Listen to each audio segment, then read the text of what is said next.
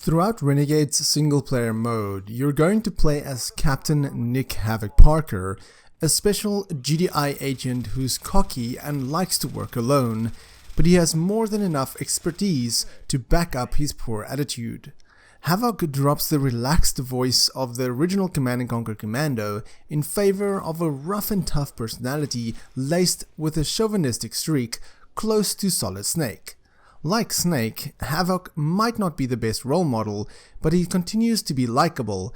Partially that's because throughout the course of Renegade, most of his attitude are based on the Command & Conquer Commando lines.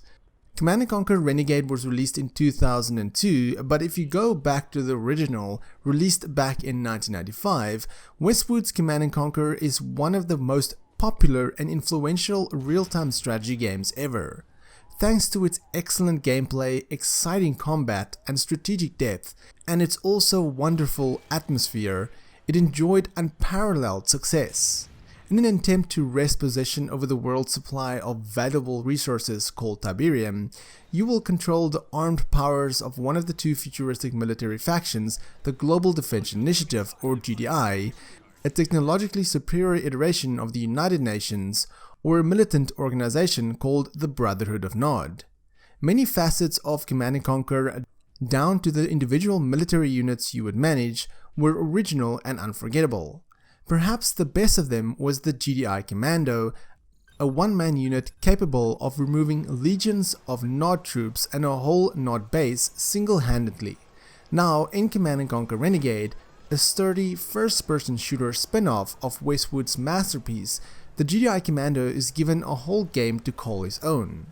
There are some obvious issues with the game, but Command & Conquer fans did find themselves having too much fun to think about it.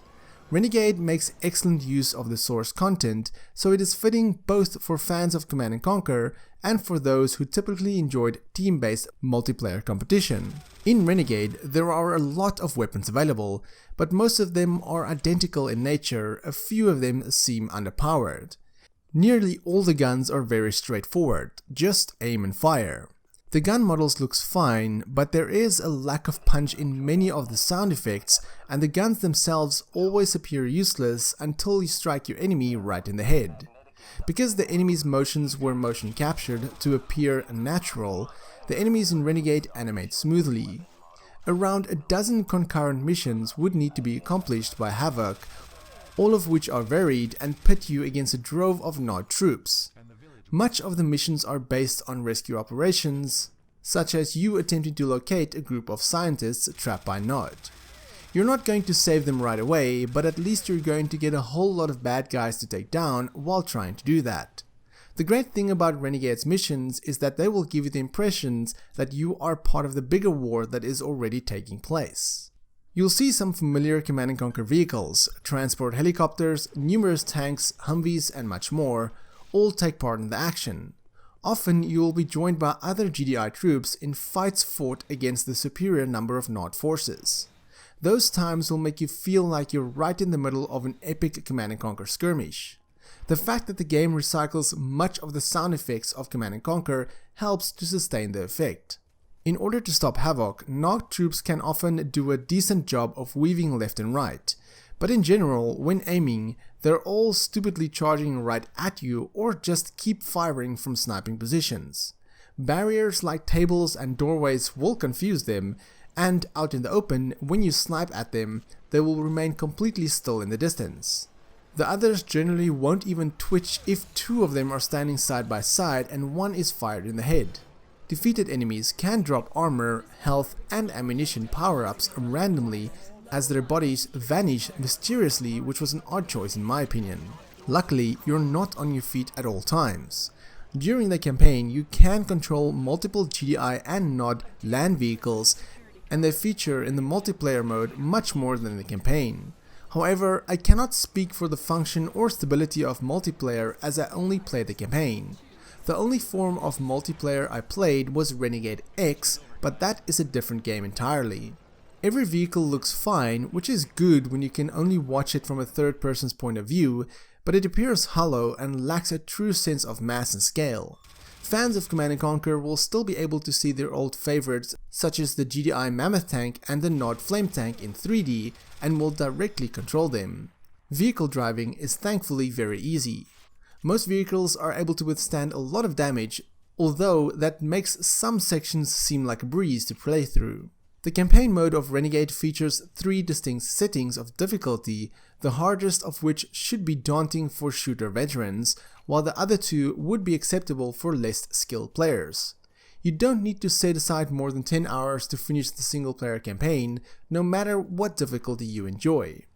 Renegade's bases look like they're right out of the original Command & Conquer campaign, which shows attention to detail. A proprietary 3D engine that Westwood developed for this game is used by Renegade. You can easily differentiate between various vehicles and characters from a distance, and the vehicles and character models looks fine. The textures and environments of the game, on the other hand, are plain, and the effects of the weapons are nothing unusual. The indoor environments of Renegade look especially dull, but it's good that you can seamlessly switch from indoor to outdoor environments.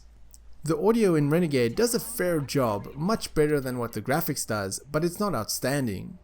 The bass-heavy electronic music that plays in the single-player game sounds a lot like the original Command & Conquer material, except in the background, it drones softly and is not unforgettable. Sadly though, Command & Conquer Renegade was the final Command & Conquer game Westwood Studios had developed before EA ultimately closed their doors. Although Renegade was an interesting take on the franchise, I would have loved to see them do one more RTS before their end. That said, how does Renegade stack up in 2021, 19 years later? Well, if you want a multiplayer functioning game, then just download Renegade X, which is free and looks much better than this game. Renegade has some very outdated visuals and came out during a time where games were still experimenting with 3D graphics. Thus, some animations feels off and the AI is very easy to defeat.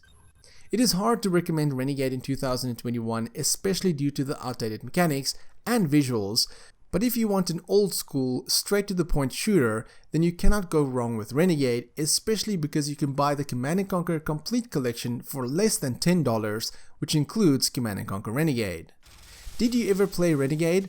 What was your thoughts on this game? Let me know in the comments below, and for more gaming content, check out the rest of my channel. If you enjoyed this video, then give me a thumbs up. If you dislike it, then give me a thumbs down, but please tell me why so I can improve my videos. My name is Frank, I'm the RedTieGuy, and frankly, thank you for watching. Catch you guys in the next video.